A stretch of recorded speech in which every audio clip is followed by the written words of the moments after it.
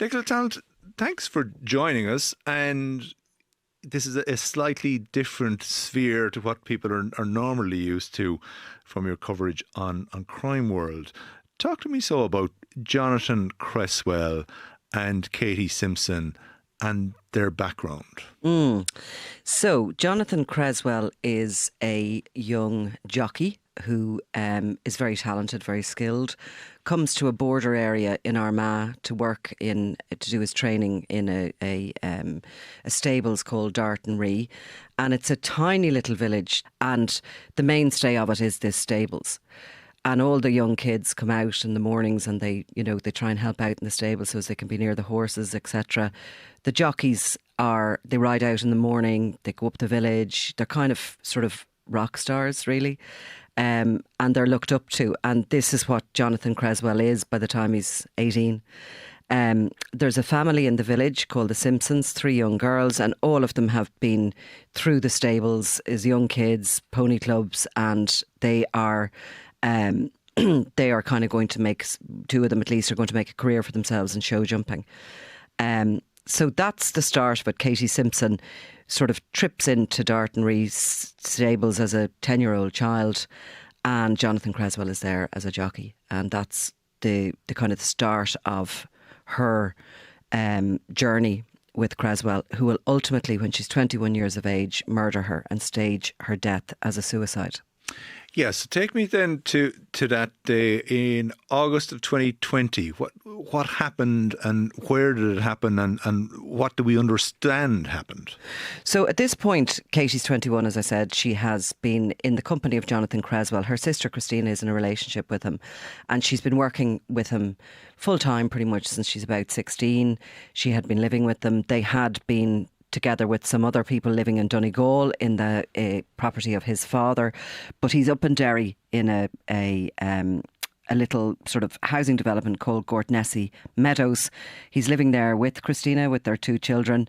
Katie's living there, and another young show jumper called Rose de Montmorency Wright is living there.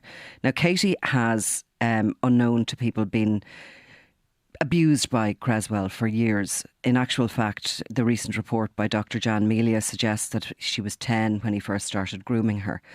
But she's 21, she's doing really well, she's very admired by those she works for, she's an excellent horsewoman, she has a very bright future ahead of her, and she has met a guy, an age-appropriate young man who's also in the industry, and the night before this her last day of her life, they have spent a night together for the first time. Jonathan Creswell discovers this.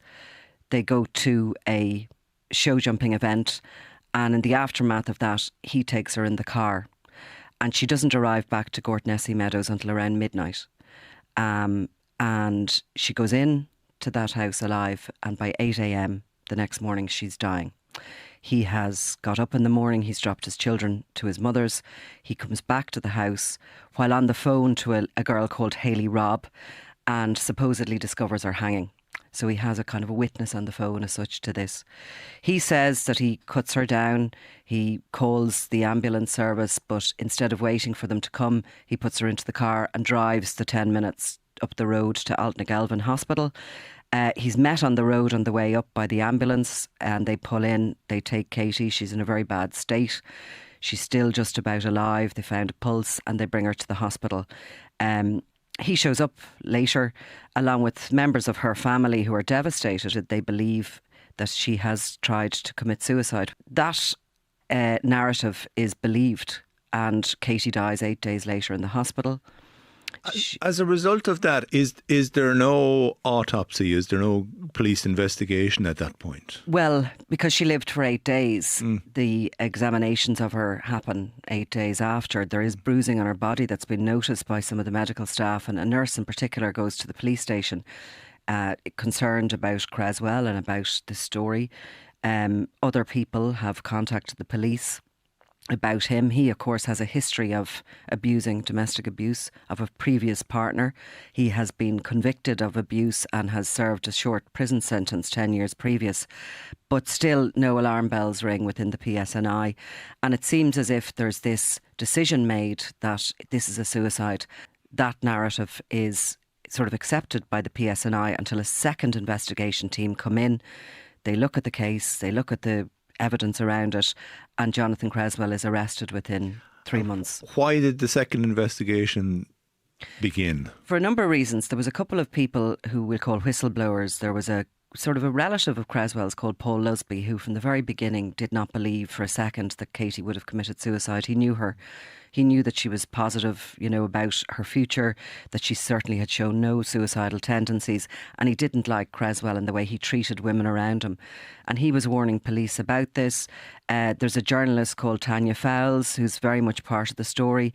She had been there in the original abuse case that Creswell faced the charges for, had heard bail applications, had heard what had happened, and just felt this wasn't right because it felt similar what had happened Katie.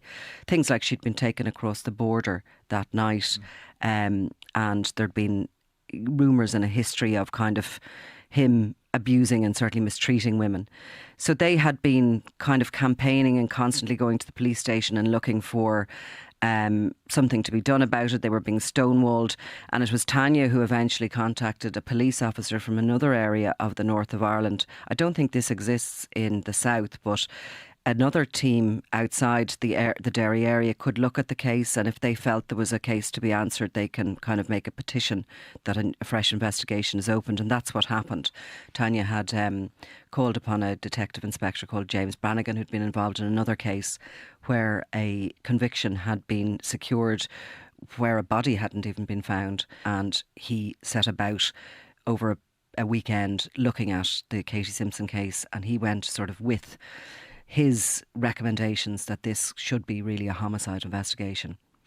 So as a result of that, there is a fully fledged homicide investigation, and now people start coming forward with information. So what did the police... Well, in actual fact, more so in the beginning, they really looked at the situation and they started to look at the house, the crime scene, the viability of his story. They were looking at body cam footage. They could see that he had, instead of following the ambulance to the hospital, changed his clothes before he arrived back to the hospital. So there was a kind of a circumstantial case there.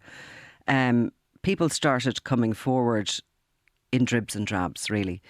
He was charged with murder before both Hayley Robb, who is somebody who's in his circle, before she starts to tell the police that she had been subjected to years of abuse by him. She'd been in a relationship with him.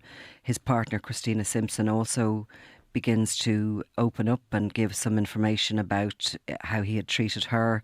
But he was already charged with murder before the police realised there had actually been a cover-up. Now, 3 women were subsequently charged with their roles in covering up Katie's death, albeit the judge in the case said that they only believed they were covering up an assault that Jonathan Creswell admitted he had assaulted Katie the night before her death, and that he had sort of said to them that this is going to look bad for me, it'll look like I caused her suicide. And they had washed his clothes, they had cleaned blood from the house, and they had done other things like that. So they ended up, 3 of them, Rose de Montmorency Wright, who was in the house that night, a girl called Jill Robinson, who had had a relationship with him many years previous and was a very good friend of his, and Hayley Robb herself faced charges and pleaded guilty to their roles in that cover-up. What happens with Creswell? So Creswell, at that point, he sort of left them to carry the can in a way. His trial opened, and there was the opening statement, as you know, in a trial where the prosecution lays out its case against him, which was a circumstantial one, albeit they were bringing a lot of these people forward as witnesses, and they were going to present the case that he had been a serial abuser and he had been abusing Katie over years and had ultimately killed her in a jealous rage when he discovered she had this new boyfriend. Second day of the trial opened and no sign of Creswell. There was a bit of a kerfuffle in the court until eventually a PSNI officer came in and gave evidence that he had been found dead that morning. That was it. It was parked. That evidence obviously was then never heard because the trial never went ahead, which is in a way why there's still a lot of questions around exactly what happened. There's been a number of complaints made to the Police Ombudsman of Northern Ireland, and then this Jan Melia report, which was for the Department of Justice in Northern Ireland was sort of a look into her death. It is highly critical of the original PSNI investigation for a number of reasons, specifically because the police believed the word of Creswell and went with that. It's highly critical of the equestrian industry in which they all lived and worked. It suggests that there's many, while there are regulatory bodies both north and south, stables don't have to sign up to those. In a way, while we look in at show jumping and we think it's all Jilly Cooper and very posh and everything, it's actually quite a rough and tumble world, and people get away with things. There's also early mornings, long days, plenty of opportunities for somebody like Creswell between stable yards and barns and all the rest of it to mete out what he did, which was really a campaign of abuse against a number of women. Yeah, so it's a strange hybrid world where if that was a club, a sports club, you would have vetting practices in place. In this case, this is an industry. Yes, but in many of the stables, they do have all that. You know, they do have vetting and etc. But many of them don't, and some of them aren't just as established as others. You know, there's a lot of young girls drawn to the horse world. Every young kid, girl, they say, would like a pony. They love the animals. They kind of help out, muck out in the yards in exchange for a ride on a pony or whatever. So it is all a little bit like that and a little bit unregulated in places. Now, the Mealy report also, as does my book Groomed, kind of tries to look at that whole coercive control relationship and what it is, how it can go on, really, I suppose, in a way, in open sight. Particular characters like Jonathan Creswell are very good at it. He's somebody who comes from Derry. He's born to a single mother, to a young mother who's had a brief affair with a kind of wealthier landowner. The father seems to be still in his life, certainly, is there. He hasn't completely turned his back on him. Creswell is really good on ponies, starts to compete, is obviously not brilliant at school, drops out, goes into this world. But what I found extraordinary about him is when he's a young teenager, probably like, 15, 16, he's in a relationship with an older woman. He has this personality that he's able to charm and mesmerise women of all ages. Most 16-year-old boys are so shy they'd nearly swallow themselves up, but he has this confidence and this ability to... He's a very divisive character, actually. People either are charmed by him or they don't like him at all. There's no in between. But he's got this confidence and this swagger about him. He's rude and crude and gets away with it because he laughs off comments and people around him tend to laugh. And sometimes you speak to people that he says something and he's kind of gone before they realise what he said. You're sort of left going, did that actually happen? And yet, the alarm bells massively rang about Jonathan Creswell in the case of an ex-partner, Abby Lyle. Now, her name may be familiar to people. She represented Ireland in dressage at the Paris Olympics. So clearly she is someone who is a very high achiever in the sport. But she went through horrific abuse at his hands, which ended up in court and him being jailed. Exactly. Back in 2008, she began a relationship with him. She was just a little bit older than him, a few years older than him. She was very charmed by him, spoke to her sister Rachel Lyle, who's a barrister. She spoke about where Abby was at when she went into the relationship with them. Her brother had tragically died some years previously. She had sort of changed the course of her life from where she was going into this horse world. And during the relationship, her mother had very tragically got cancer and had got very, very sick. So there was a lot going on in her life. Creswell presented as this very charming character. He did a lot for her. He used to collect her, bring her places, seemed nice, was welcomed into the family home. But very quickly, their relationship went sour. Actually, the relationship seems to have started at the end of 2008. By Valentine's Day 2009, he attacked her in the car, very viciously, hitting her head off the windows as he's driving at speed. There's a series of assaults on her. She sort of withdraws from the family. But ultimately, she is put in touch with the domestic violence officer called Nicola Tallant, who is very experienced in the field. She meets with her. At one point, she takes out a protection order thing against him. They're called non-molestation orders in the north.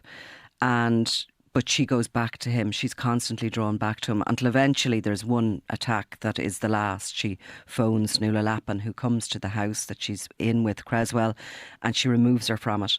She gives a series of statements about what has happened during this relationship, and Creswell is brought in for questioning and ultimately charged.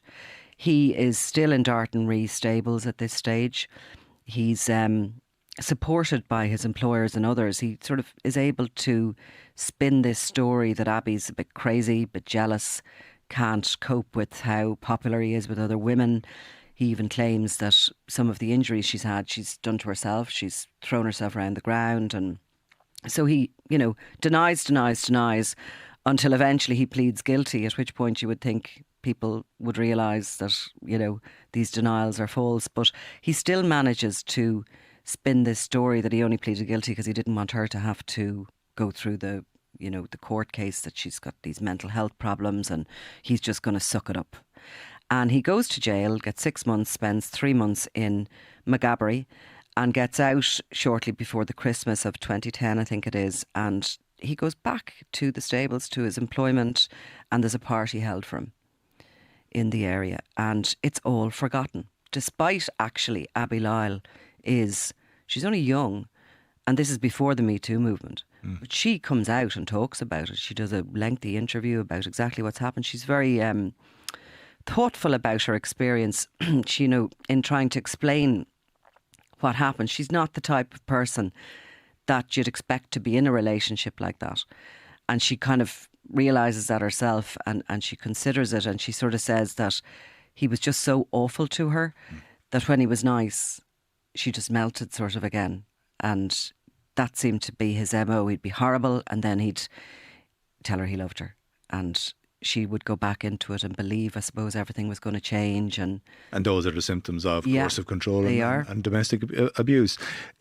You are basically of the view that there is an unsatisfactory ending here to this story because Jonathan Creswell died, because all of the evidence wasn't presented in court, because he wasn't questioned. That there's a lot of gaps still in the story, aren't there? I think there are, yeah. There definitely are a lot of gaps. And, also in particular, the standout one for me is what actually happened that night in the house. What did he do to her? When did she die? And as many people have asked, how did he get her out to a car, carry her to a car, like a dead weight, they call it. But a dead weight of 11 stone weighs a lot more than 11 stone if somebody can't help. So there's all those kind of things in the background. And, since the Melia report has come out, 37 other victims have come forward, according to that report. There's some evidence that he was knocking around with 2 other guys at least who were sexual offenders. So, you wonder what else happened. If he was capable of... he actually nearly killed Abby during those assaults. And he would have been about 19 when he did that. And, you move forward to when he's actually killed a woman. What happens in between, or what other crimes did he get away with, or what was happening? So there's a lot of questions. Tanya Fowles, who's been the journalist who has been, so all over this really from the beginning, and who kind of stepped into whistleblower, she would be of the opinion that a full public inquiry is needed in relation to this. He was a celebrity within that industry, and it's interesting, celebrities seem to get away with a hell of a lot more than normal people, don't they? So what's left is you've the report out. There's been 2 documentaries made, book, 3 podcasts as far as I know. There's an interest in this story because there are themes in it of coercive control, etc., that are really important in the public interest. There will be inquests into the death of Katie Simpson and the death of Jonathan Creswell. There's no indication yet when they will come out. Will they answer some of those questions? We don't know. But it's still a story, I don't think, that has been totally untangled. And you believe as well that there are people out there who can fill in some of these gaps in the details of what was happening over the preceding months and years, and also on the night in question. I mean, there have to be, and some people have, come forward and they have spoken about what happened to them, etc. But I think the details of what happened the night in question is really hanging there in the breeze. Katie would have been very fit, and she was young, 21. It would have taken a lot to kill her. What sort of abuse did she endure through that night, or what exactly happened? But as I said to you, she went into that house at midnight alive, and by 8 a.m. she was dying. Will an inquest achieve that in that facts will be put out there? There is the ability to call witnesses, or you just think that's going to be kind of a very forensic fact-finding exercise? It would depend on what the remit of the inquest is. And I think the inquests either have to be very robust and answer those questions, or certainly there should be some sort of discussion around a public inquiry into this case. I mean, domestic abuse is such a big issue everywhere, but in the north of Ireland there is, it's disproportionate, the amount of domestic abuse. And why is that? Obviously the Amelia report is very critical around the PSNI, about their practices, about how they handled that first situation. Creswell, when he was in jail that time for the Abbey Lyle case, was in at the same time as Howell, the dentist, who also staged a double murder, staged them as suicides. And in the aftermath of that case, there had been huge criticism on the PSNI, and they had, agreed to follow these protocols in similar situations. And here all of a sudden we have, Katie Simpson, and they've just done the same thing again. Are there members of Katie Simpson's family and her friends who are still seeking answers? Yeah, most definitely. I mean, look, how traumatised must all those people be? Creswell was somebody who was taken on face value into a family, as, his partnership with her older sister resulted in 2 kids. It's complex. And yet and also, he is there attending her bedside as she's dying. He actually was at her funeral. I mean, the trauma for the family on all of that must be massive. But there's many people still looking for answers to it. Some are strangers to Katie, and some are, people close to her. Finally, this book, your investigation here, it brings you into different territory from what, as I said, you're normally covering. What's your sense of how this space differs from that, and what impact did it have on you? Well, there's a great darkness really to the story of Katie Simpson and the character that it was Jonathan Creswell. In gangland and organised crime, there's a lot of murders, a lot of people killed, attacked, etc. But usually it's because of business. Usually. I mean, you can have very dark characters, obviously, within that world as well. But this was a kind of a different thing. This was somebody who wasn't gaining financially from anything he was doing. He was somebody who meted out physical and sexual abuse for his own gratification. So, all those other elements are gone, and you're looking at this sort of really the darkness of what a human being can be. Not to suggest, by the way, that, major cocaine barons, etc., are really nice guys. They're not, but they're sort of slightly, if you can take on board that their world is a business, and, you don't get sacked, you get murdered. If you can sort of accept that, it just feels as if when you have a human being like Creswell, they have to be rare, but they're very, very complex characters. They exist within our communities. Thankfully, not often do you come across somebody like him, and somebody so young that is able to control other human beings who are otherwise very sensible, educated and strong characters.